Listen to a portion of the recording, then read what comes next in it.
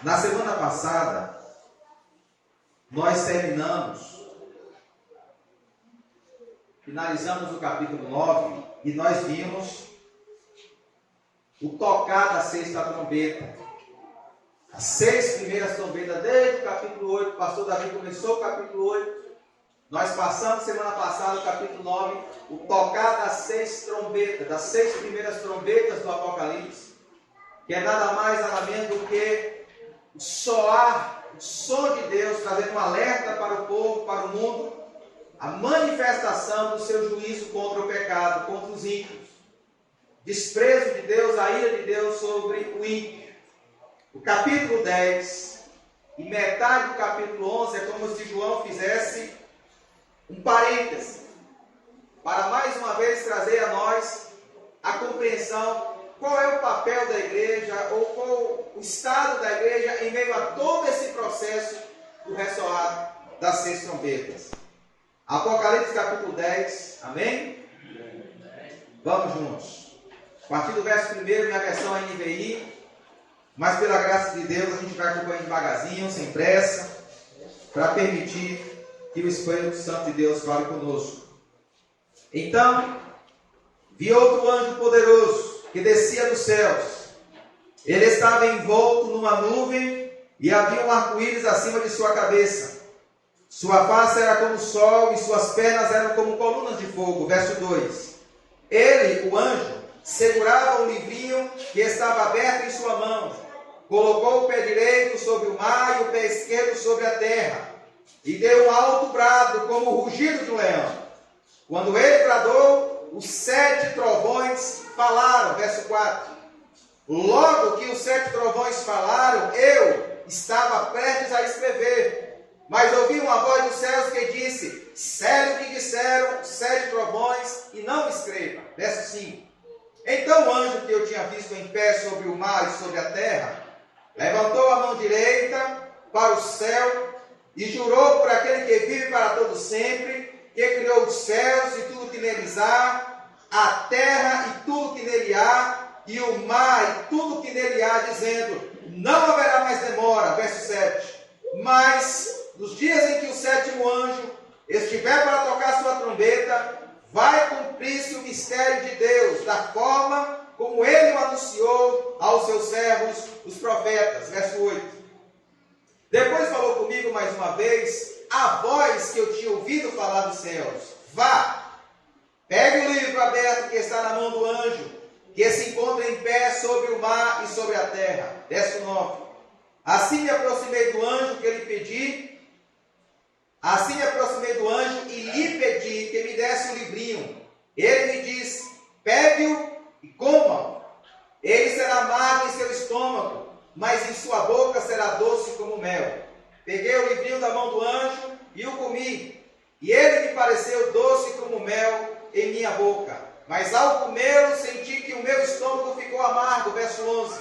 Então me foi dito: é preciso que você profetize de novo acerca de muitos povos, nações, línguas e reis. Amém? Podem se assentar em nome de Jesus. Eu gostaria de dialogar com os amados nesse capítulo 10 de Apocalipse, baseado no seguinte tema: o testemunho do Evangelho do Rei Soberano. O testemunho do Evangelho do Rei Soberano. Isso porque, queridos irmãos, o capítulo 10 de Apocalipse ainda faz parte dessa terceira sessão que nós estamos analisando. Os irmãos que estão chegando aqui hoje, que estão ouvindo essa série pela primeira vez, o livro de Apocalipse é um livro que o apóstolo João, ele conta a mesma história em sessões de 7, de várias maneiras diferentes. A mesma história contada com ângulos diferentes, com detalhes diferentes, com aspectos diferentes, de ângulos diferentes, de particularidades diferentes. A mesma história, mas de uma maneira que ele vai progredindo. A cada maneira que ele vai recontando, ele vai acrescentando um detalhe, ele vai acrescentando uma informação. E nós estamos na terceira sessão. Os irmãos sabem que do capítulo 1 ao capítulo de número 3, João fala dos 7 castiçais de ouro que representa a igreja. Do capítulo 4 ao capítulo 7, João fala dos 7 selos, do livro que está na mão do Cordeiro, que é Cristo, e ele vai desatando os 7 selos, que vai do capítulo 4 ao capítulo 7. O capítulo 8, que é o desdobrar do último selo, do 7º selo, e aí se inicia uma nova sessão agora das 7 trombetas. O capítulo 8, amados, se os irmãos perceberem, o capítulo 8, que é o início dessa nova sessão, o capítulo 8 nos apresenta a primeira vocação da igreja. Porque em todo esse processo do ressoar das trombetas de Deus, que é a manifestação do juízo de Deus contra o pecado, contra o ímpio, contra o incrédulo, na expectativa de que ele, vendo o juízo, vendo a ira, vendo os sinais do desprezo de Deus, se arrependa. Em todo esse processo, a pergunta que fica é: onde está a igreja? Qual é o papel da igreja? Qual é a atividade da igreja? Qual é o movimento da igreja? E aí o capítulo 8, eu gostaria que você lesse comigo rapidamente, os versos 3 a 4, João fala, no início dessa nova sessão, João fala que a igreja tem um papel, a igreja apocalíptica, João revela, é uma igreja que está comprometida com a oração, versos 3 e 4 do capítulo 8. Eu vou ler rapidamente. Outro anjo que havia trazido um incensário de ouro. Versos 3. Outro anjo que havia trazido incensário de ouro aproximou-se e se colocou em pé diante do altar. A ele foi dado muito incenso para oferecer com as orações de todos os santos sobre o altar de ouro diante do trono. Verso 4. E da mão do anjo subiu diante de Deus a fumaça do incenso com as orações dos santos. Em outras palavras, perceba o seguinte: a igreja apocalíptica, a igreja, nessa nova sessão, a primeira atividade da igreja, a primeira vocação da igreja que João aponta é uma igreja que está orando. E o soar das 7 trombetas se inicia por causa da oração da igreja. É porque a igreja está orando que Deus vai manifestar o seu juízo sobre o mundo. É porque a igreja está orando, clamando ao Senhor: Maranata, venha Senhor Jesus. É que Deus toca as trombetas, recebe as orações dos santos e manifesta o seu juízo sobre o mundo. No entanto, João agora, no capítulo 10, depois que ele passa o capítulo 8 e o capítulo 9, que é o ressoar das 6 trombetas, capítulo 10, João faz um parêntese para mostrar uma segunda vocação da igreja, que é uma igreja que testemunha o Evangelho de Cristo Jesus. É consenso de todos os comentaristas bíblicos que esse livrinho, que o anjo desafia João a pegar, a tomar posse e a comer, esse livrinho é o Evangelho. Esse livrinho é a palavra de Deus. Esse livrinho é o testemunho cristão. Esse livrinho é a mensagem, é a palavra de Deus. É o poder de Deus para salvar. E João, aqui representando a igreja, como pastor das 7 igrejas, representando a igreja de Cristo, ele é desafiado a desenvolver essa segunda vocação da igreja, que diante da manifestação do juízo de Deus, está testemunhando da palavra de Deus. Perceba comigo, amados, como nota de introdução ainda, que o verso 3 e o verso 4 do capítulo 10, depois que João tem a visão do anjo, João tem a visão de um anjo gigante, que em um pé ele está pisando no mar, no outro pé está pisando na terra. O verso 3 diz o seguinte: e deu um alto brado, o anjo, como o rugido de um leão. Quando ele bradou, os 7 trovões falaram. Quando o anjo brada como um leão rugindo, em busca da sua presa, 7 trovões falam. João ouve vozes de trovões, e ele é uma voz inteligível, que quando os trovões falam, o verso 4 diz: logo que os 7 trovões falaram, eu, João, estava prestes a escrever. João entendeu o que os trovões falaram. E ele pegou a caneta e correu para escrever. E quando ele corre para escrever, o anjo diz: opa, não escreva. Porque isso que você ouviu dos trovões não é para ser publicado. Não é para ser anunciado. Isso é mistério de Deus. O que é para ser publicado, o que é para ser anunciado, é o conteúdo do livro, do livrinho que está aberto na mão do anjo. Os mistérios de Deus competem a Deus. O mistério de Deus está na mente de Deus, no tempo de Deus, da vontade de Deus, compete a Deus. Que você, João, e a igreja que você representa, tem a responsabilidade, não é ficar conjecturando os mistérios de Deus. A sua responsabilidade, João, a responsabilidade da igreja, João, é tomar posse desse livro que está aberto, está escancarado para ser publicado, para ser anunciado. E é sobre esse livrinho, é sobre o testemunho desse livrinho que eu gostaria de conversar com você nessa noite. E ver alguns aspectos do testemunho desse livrinho, desse livro, dessa palavra de Deus, desse evangelho da graça do Senhor. Então, com a sua Bíblia aberta, por gentileza, eu gostaria de tecer aqui alguns princípios, alguns aspectos do testemunho da igreja acerca desse evangelho.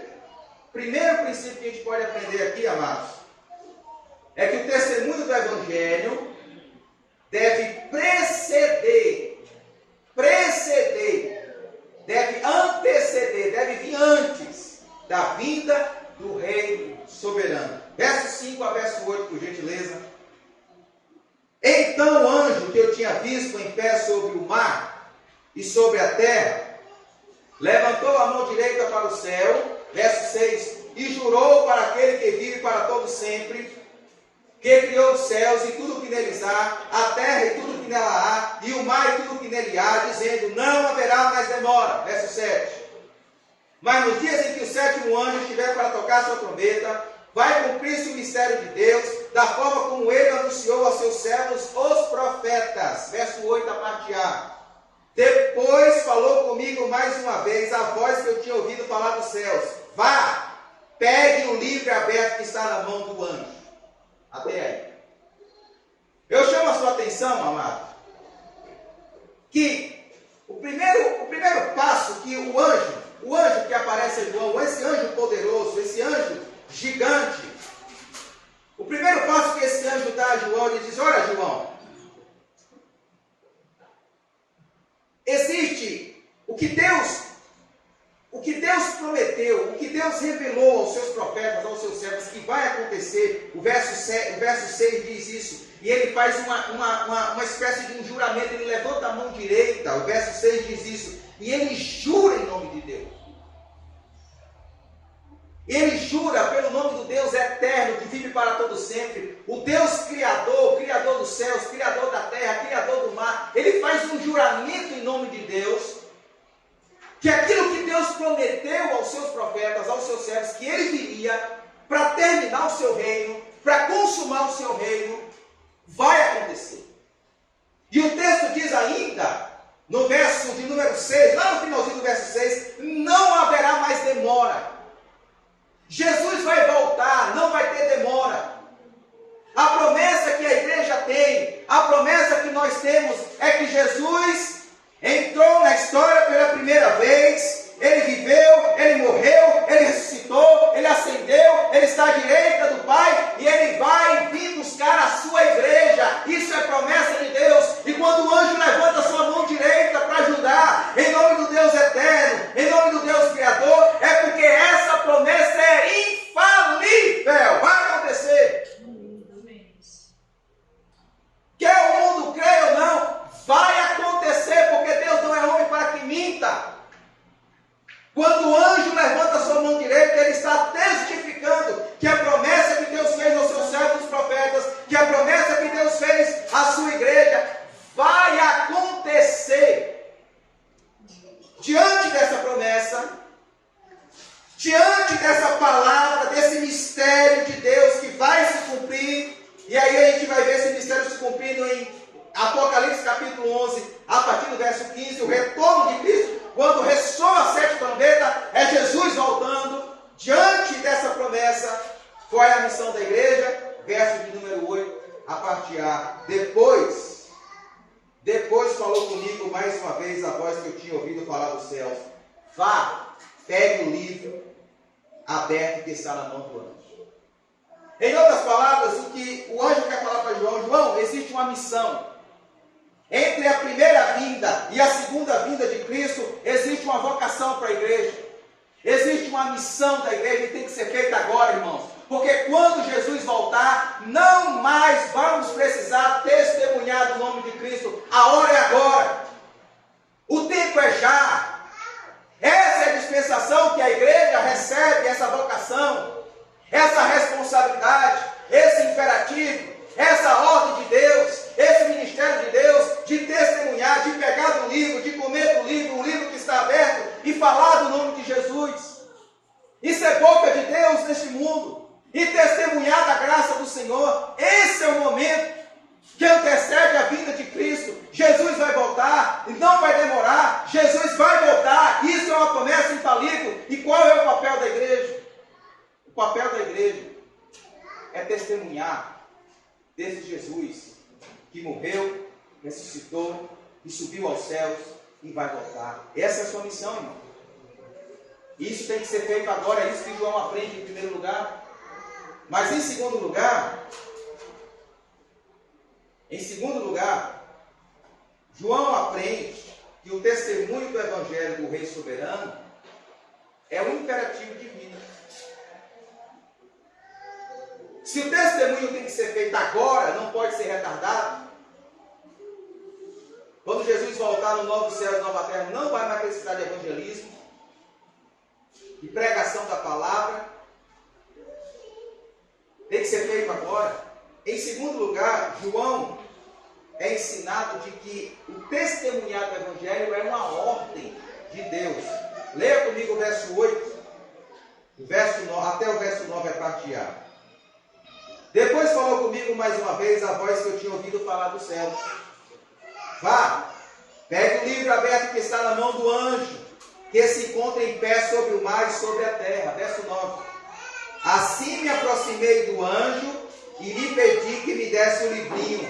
E ele me disse: pegue e coma. Eu chamo a sua atenção aqui porque na minha versão, no versos 8 a 9, até a parte que nós lemos do verso 9, o anjo dá 4 imperativos para João. São 4 verbos que são usados aí. O verbo vá, no verso 8. O verbo pegue, ainda no verso 8. No verso 9, mais uma vez, o verbo pegue. O verbo pegar. E o verbo comer. São 4 imperativos, 4 verbos usados no modo imperativo em apenas 2 versículos. O anjo está mandando o João ir. O anjo está mandando o João pegar. E o anjo está falando para João comer o Evangelho. São 4 ordens.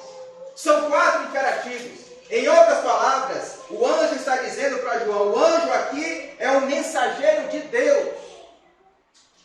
Está mediando a vontade, a ordem de Deus. O anjo é ministro de Deus. E o anjo está dando 4 ordens para João. E a ordem que o anjo está dando para João é: vá, pegue o livro e coma do livro. Em outras palavras, o testemunhar do Evangelho é uma ordem de Deus para a igreja. Não é uma opção. Não é uma alternativa na caminhada cristã. De sorte, amados, que se a gente não obedecer esse mandamento, nós estaremos pecando contra uma ordem de Deus. Contra o mandamento de Deus. A ordem de Deus para mim e para você é: viva uma vida que testemunhe da graça, viva uma vida que testemunhe do Evangelho, viva uma vida que testemunhe das boas novas, faça da sua vida, faça de tudo que rodeia a sua vida um testemunhar da graça e do poder de Deus. Essa é a nossa missão, essa é a ordem que Deus deu para mim e para você. Essa é a vontade do Senhor, esse é o imperativo de Deus. João entende isso. E o anjo está dando essa ordem. O anjo está dando esse imperativo.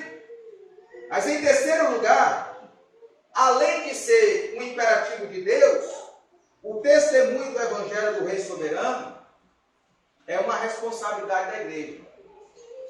é uma responsabilidade da igreja. É imperativo de Deus e é uma responsabilidade da igreja. Versos 9 a parte A e o verso 10 a parte A. Leia comigo, por gentileza, acompanhe na sua Bíblia. Assim me aproximei do anjo e lhe pedi que me desse o livrinho. João diz, me aproximei do anjo e lhe pedi que me desse o livrinho. Verso 10 a parte A. Peguei o livrinho da mão do anjo e comi.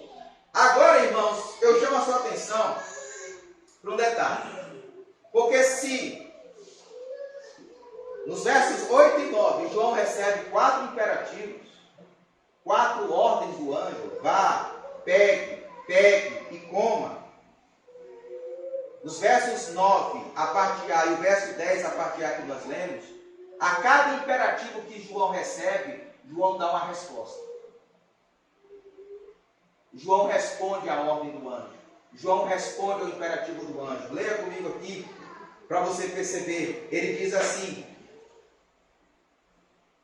assim me aproximei.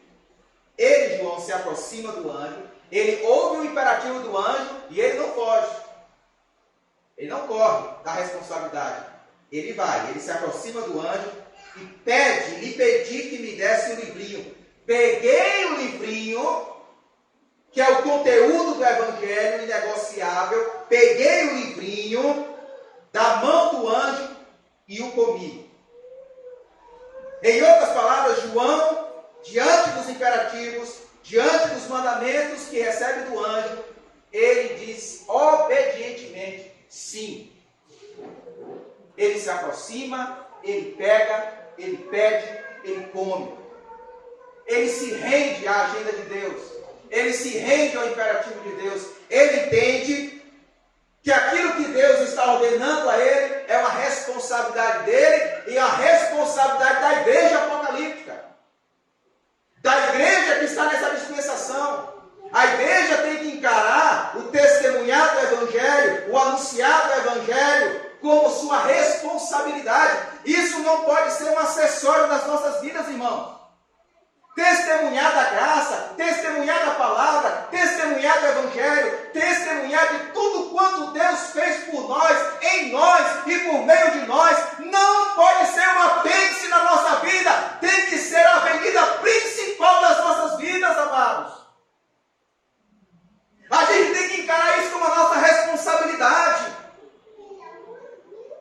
A gente tem que se aproximar, a gente tem que pegar, a gente tem que viver, a gente tem que comer, a gente tem que falar. Isso tem que ser o âmago das nossas vidas. Testemunhar de tudo quanto Deus fez por nós, apesar de nós. Esse é o papel da igreja apocalíptica. Diante do ressoar das 6 trombetas, o que a igreja está fazendo? A igreja está orando, a igreja está pregando, a igreja está intercedendo e a igreja está testemunhando. Nós não podemos calar a nossa voz sob pena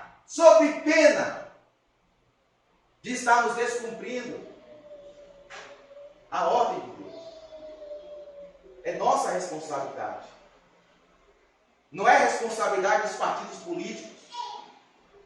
Não é responsabilidade das ONGs. Não é responsabilidade de nenhuma associação. É nossa responsabilidade. É uma responsabilidade que é nossa. É nossa. E, como nós vimos no capítulo 6 de Apocalipse, no versículo 9, o capítulo 6 é uma narrativa paralela, como eu disse no início. Capítulo 4 a 7 é uma narrativa paralela a essa que nós estamos falando agora no capítulo 10. E no capítulo 6 a 9 diz o seguinte: quando ele abriu o 5º selo, ele viu debaixo do altar as almas daqueles que haviam sido mortos por causa da palavra de Deus e do testemunho que deram. João olha e vê pessoas que preferiram morrer,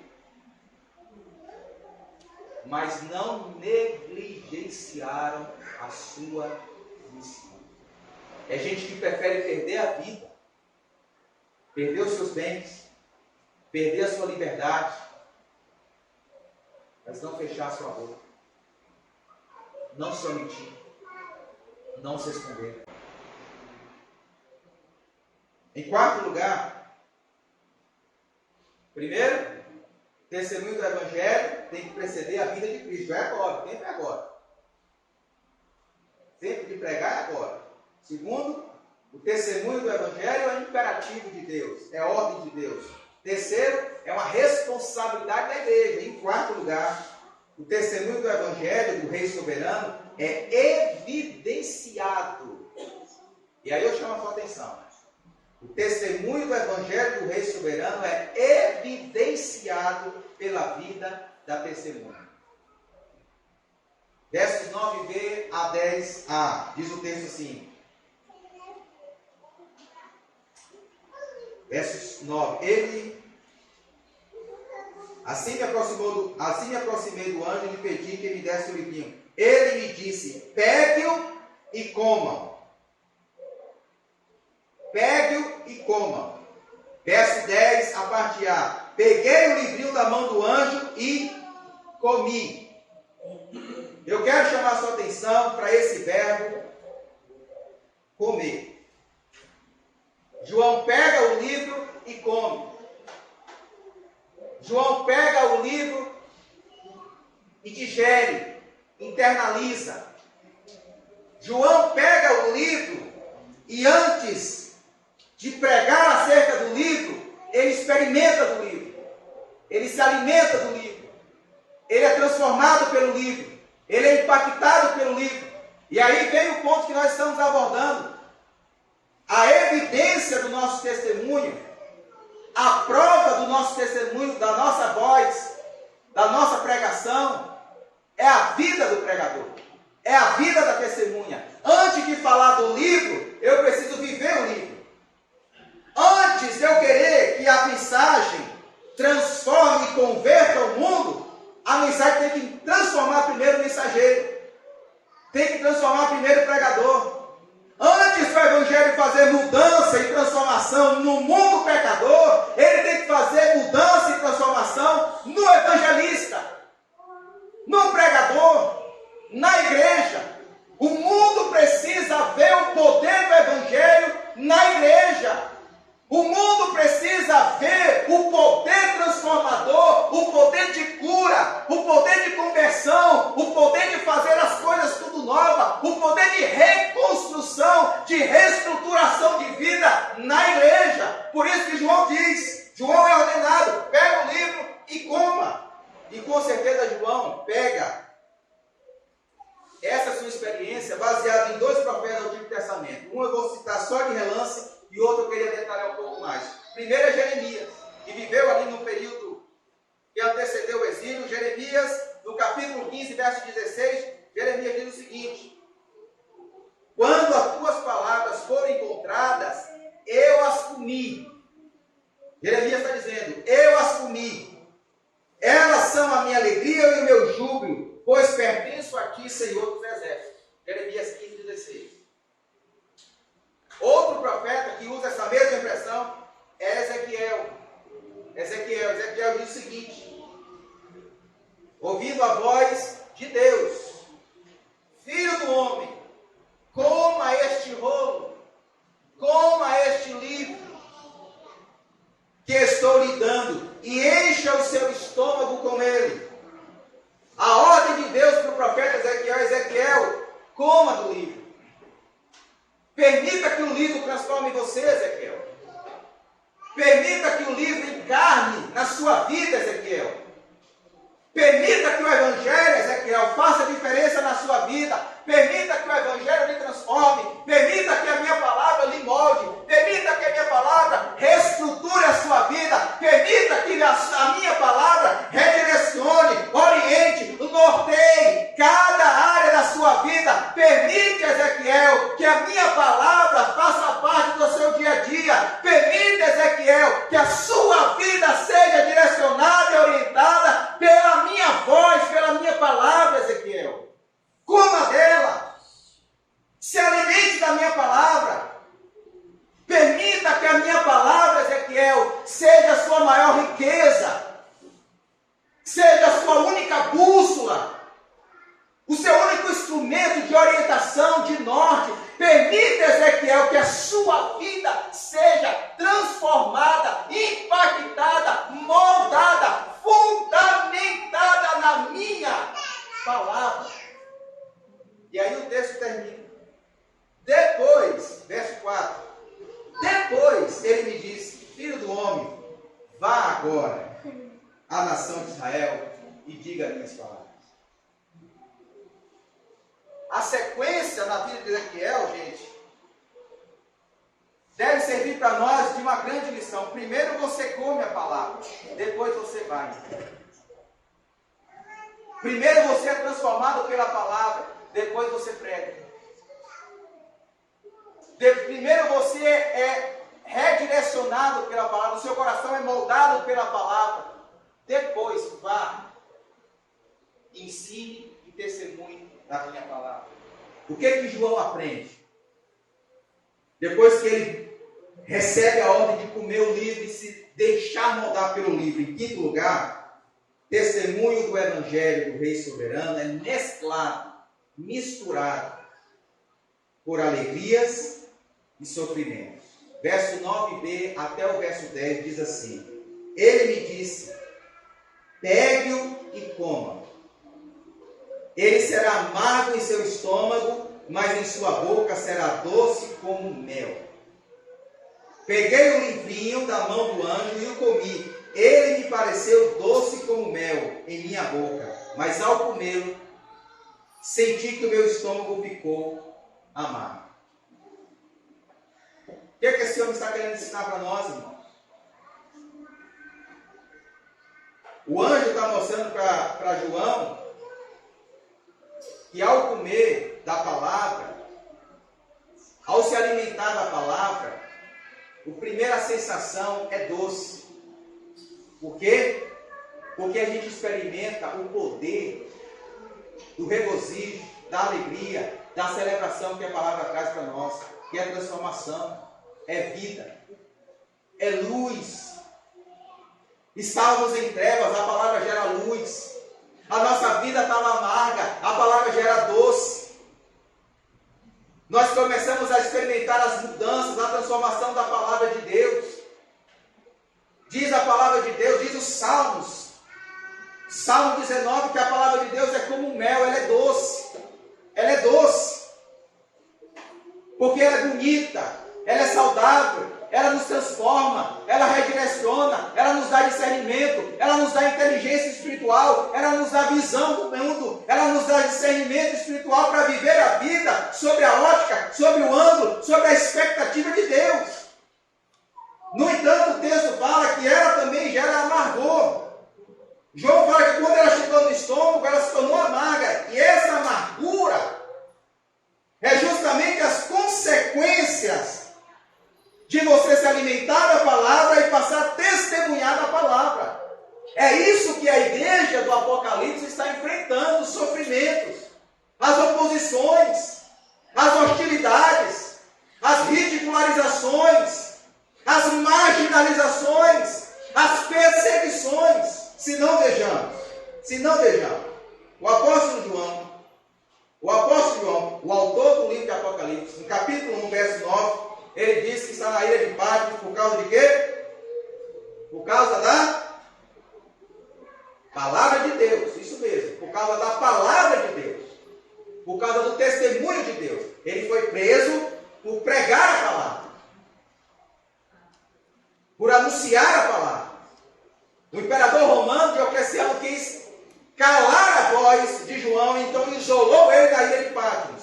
Segundo lugar, isso é o capítulo 1, verso 9. No capítulo 2, verso 10, João escreve para a igreja que estava em Esmirna, uma cidade da Ásia.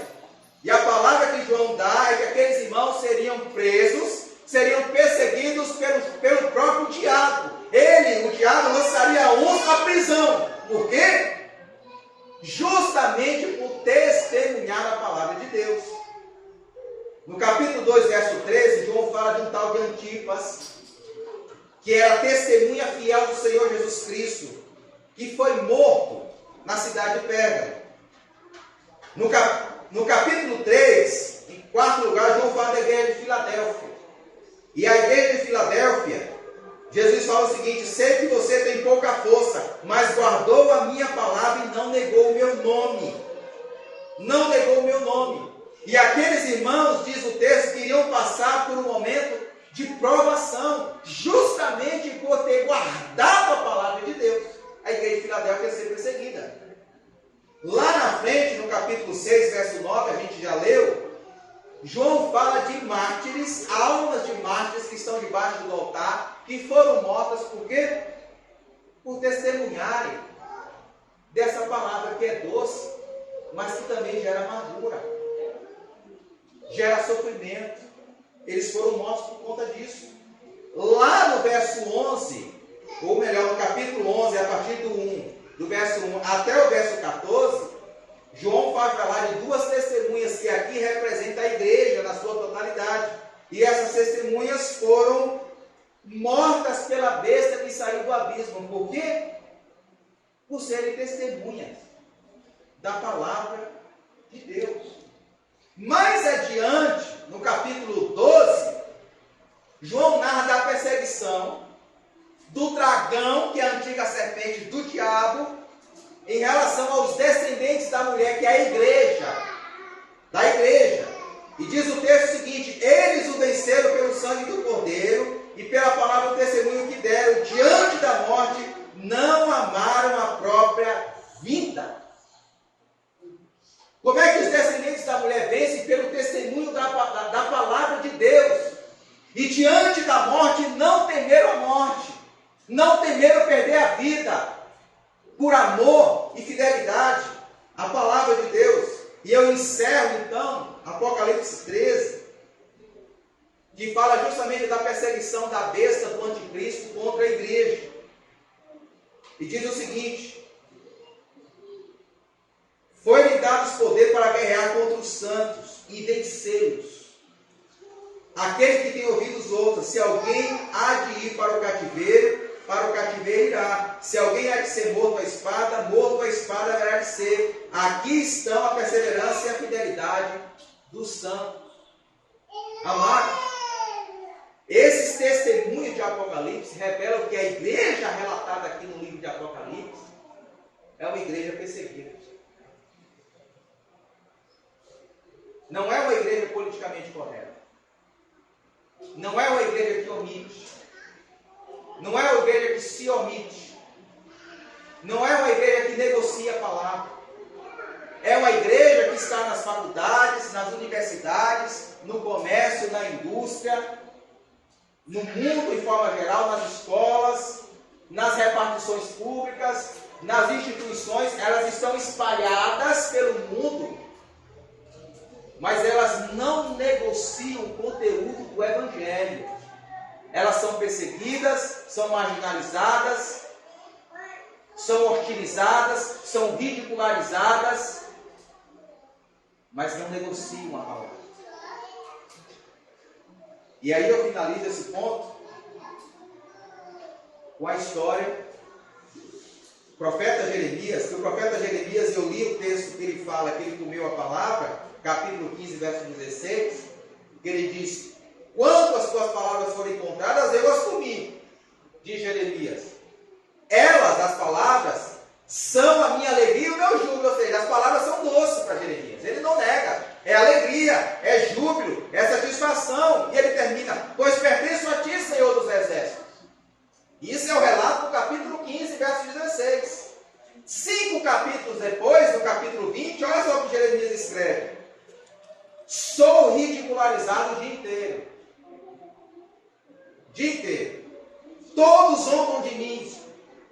Sempre que falo é para gritar que há violência e destruição. Em outras palavras, Jeremias está dizendo: sempre que o Senhor me levanta para pregar, é pregar juízo, é pregar uma palavra dura, é pregar o Evangelho nu e cru, é pregar o Evangelho com todas as suas implicações. Jeremias não prega o Evangelho com a tesoura, cortando as partes complicadas. Ele prega a palavra de Deus na sua integralidade.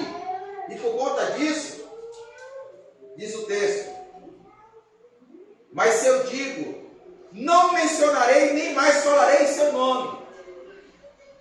Diante das perseguições e das oposições, Jeremias tem vontade de dizer: não vou pregar mais, não vou falar mais, estou sendo muito perseguido. Essa palavra é muito dura, eu estou criando mais inimigos do que amigos. Quando ele diz isso, diz o texto sagrado, é como se um fogo ardesse em meu coração, um fogo dentro de mim. Estou exausto, tentando contê-lo, já não posso mais.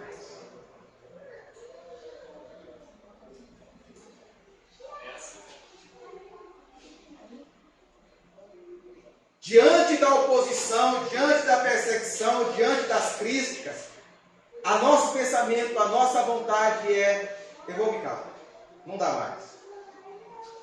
É muita perseguição, Senhor. É muita amargura, Senhor. A minha alma está azeda de tanta perseguição. E aí Jeremias ensina para nós que quando a gente tenta reter a palavra, um fogo arde dentro de nós. É Deus nos incomodando, é Deus nos constrangendo. Como diz o apóstolo Paulo, o amor de Cristo nos constrange. E aí a gente é levado a falar, a pregar, a testemunhar do Evangelho, porque essa palavra vai nos corroendo e a gente tem que falar, a igreja tem que dizer, a igreja tem que testemunhar, irmãos. A gente não pode reter essa palavra.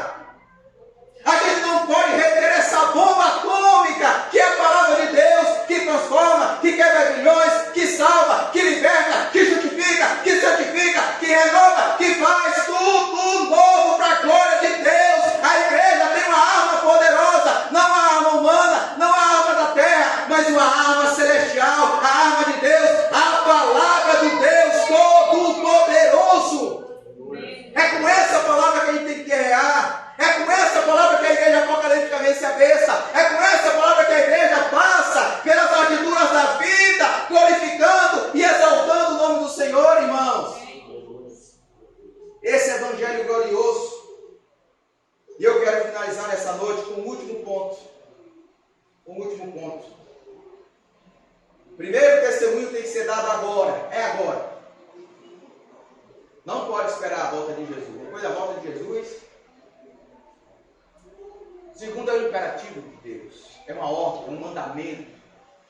Terceiro, uma responsabilidade nossa. Quarto, esse testemunho é evidenciado pela nossa vida. Pela nossa vida diante dessa palavra. Quinto lugar, esse testemunho, ele é mesclado de alegrias e de sofrimentos. Esteja preparado para isso. Esteja preparado para isso. E em último lugar, em sexto lugar, o testemunho do Evangelho do Rei Soberano é uma necessidade do mundo. Leia o verso 11, o último versículo. Então me foi dito, é preciso. Em outras versões, é necessário. Na minha versão, é preciso. É uma necessidade. Eu preciso que você profetize de novo acerca de muitos povos, nações, línguas e reis. A palavra usada por João como é preciso pode também ser traduzida como é necessário, deve-se, tem-se que, ou seja, é uma necessidade do mundo. Ouvir o Evangelho é uma necessidade do mundo. E diante dessa necessidade, o anjo que se apresenta a João nos ensina aqui 4 modos operando dessa necessidade, desse testemunho. Qual é a forma da igreja testemunhar? Diante da necessidade do mundo, quais são essas formas, quais são as maneiras da igreja, de João, da igreja de forma geral, testemunhar desse evangelho? E eu queria destacar rapidamente, para a gente encerrar nessa noite. Em primeiro lugar, João entende que essa necessidade demanda perseverança da igreja. Olha só o que o texto diz. O texto fala assim, olha, é preciso que você profetize de novo.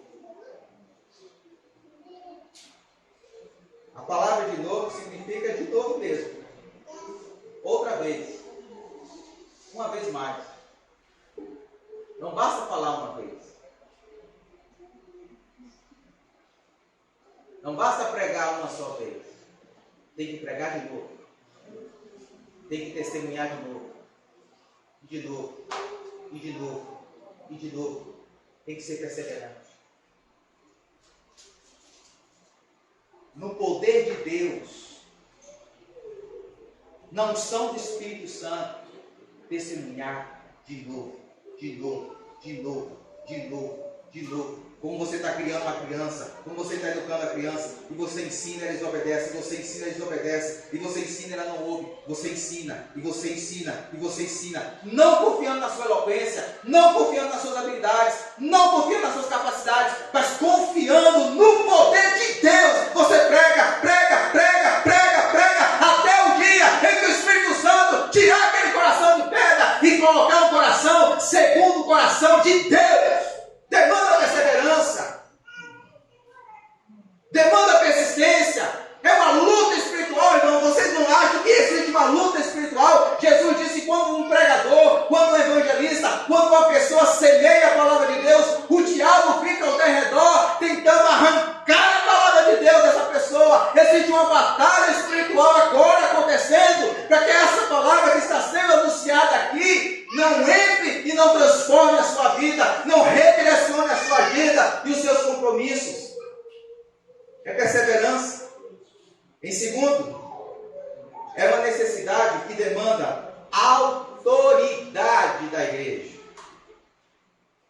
O anjo diz para João: é preciso que você profetize. E o profeta, a igreja, no aspecto, na vocação profética dela, ela tem que ter autoridade. Ela é boca de Deus. É mensageiro do Senhor. É alguém que vive, é alguém que prega na autoridade do Espírito Santo de Deus. A igreja é o instrumento de Deus. A igreja é o mecanismo, é o meio, é o instrumento poderoso de Deus, o meio que Deus escolheu para se chegar ao fim que Ele determinou, que é a salvação dos seus escolhidos. A igreja é escolhida, a igreja é eleita para ir e anunciar essa palavra. Não classes políticas, não homens, não organizações. O que vai transformar este mundo, o que vai transformar o bairro do Mandacaru, o que vai transformar a cidade de Jequié, o que vai transformar essas ruas, não são os políticos, não são as organizações, não são as associações. O que vai transformar o bairro do Mandacaru num bairro cheio da presença de Deus, num bairro onde o pecado é dizimado, onde o pecado é arrefecido, onde o pecado é desacreditado. Quem vai fazer isso é a igreja com autoridade profética. É você, meu irmão, somos nós. Deus nos comissionou para isso. Tem que ter autoridade. O anjo disse para João: vá e profetize. Terceiro, é uma necessidade que demanda fidelidade. Porque o verbo profetizar usado por João está no pretérito perfeito. Profetize. Dá uma ideia de completude. Dá uma ideia de algo pleno, completo. O anjo está dizendo para João: olha, pregue toda a palavra de Deus. Pregue sobre tudo. Fale dos aspectos mais grosseiros da realidade humana. Fale sobre tudo. Pregue sobre todos os assuntos. Não se cale, não negocie, não venda a palavra, não mercadeje a palavra de Deus em um aspecto dela. Pregue tudo, é como Paulo escreve lá em Atos capítulo 20, verso 27. Paulo diz: pois não deixei de proclamar-lhes toda a vontade de Deus. Nós somos chamados para isso, irmão. Eu sei que para isso acontecer na igreja, a igreja tem que comer o livrinho, tem que comer.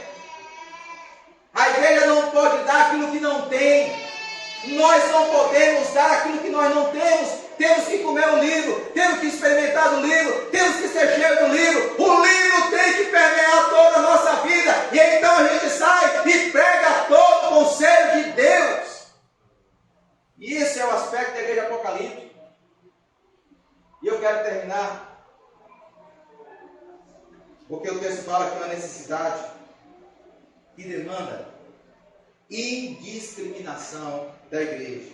O texto fala: é preciso que você profetize de novo acerca de muitos povos, nações, línguas e reis. Em outras palavras, a igreja não pode escolher um público. A igreja não pode escolher uma classe. Se eu vou pregar para pobres, se eu vou pregar para ricos, se eu vou pregar para brancos, se eu vou pregar para negros, se eu vou pregar para homens, se eu vou pregar para mulheres, não. Se você observar comigo Apocalipse 5:9, quem está diante do trono de Deus? Gente de toda tribo, língua, povo e nação. Apocalipse 5:9. Apocalipse 7:9, quem é que está diante de Deus? Todas as nações, tribos, povos e línguas. Deus está dizendo o final no início. Ele está dizendo o que vai acontecer lá na frente, no início. Se Deus está dizendo que lá, quando Ele vier, terminar aquilo que Ele começou e consumar o seu reino, vai ter gente de toda língua, toda tribo, todo povo, toda nação. É porque a sua igreja pregou esse evangelho com fidelidade, com intrepidez, com eloquência, com autoridade, para toda tribo, toda língua, todo povo, toda nação.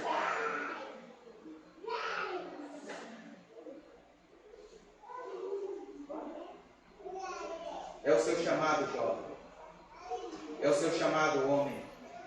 É o seu chamado, mulher. Eu quero finalizar, irmãos, com uma frase. E talvez um dos evangelistas mais impactantes do século XIX, Dalton Mahmood, um americano que no século XIX, quando a fé, a palavra de Deus era questionada, se dizia: ela não é a palavra de Deus, ela contém a palavra de Deus. Dalton Mahmood se levanta e leva milhares de pessoas a Cristo. E esse homem simples, com todas as suas limitações, ele escreve dizendo o seguinte: o mundo ainda não viu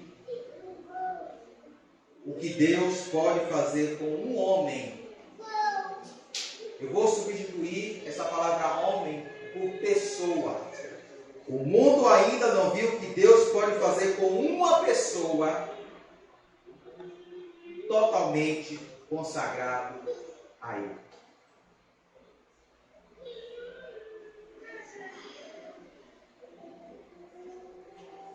O mundo ainda não viu o que Deus pode fazer com uma pessoa totalmente consagrado a Deus.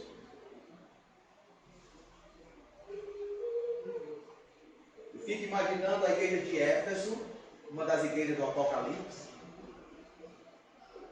Paulo entrou sozinho naquela cidade, sozinho. Sozinho, pelo poder do Espírito Santo de Deus, Paulo despancou o comércio da idolatria. Diz Atos capítulo 18 que os feiticeiros corriam para a praça da cidade para queimar os seus livros em praça pública. Um homem sozinho nas mãos de Deus, irmão, mudou toda uma cidade. Eu fico olhando, por exemplo, Filipe, um diácono, que fugindo da perseguição de Atos 8, vai para a cidade de Samaria e sozinho, diz o texto sagrado, Filipe prega, Filipe converte, Filipe cura, e diz o texto que houve grande alegria naquela cidade. Se Deus pode fazer isso com um homem, o que Deus não pode fazer com uma igreja?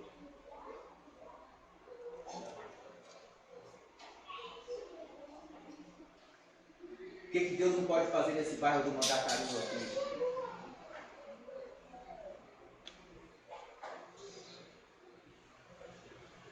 Um bairro marcado por imoralidade sexual, prostituição, tráfico de drogas, criminalidade, violência.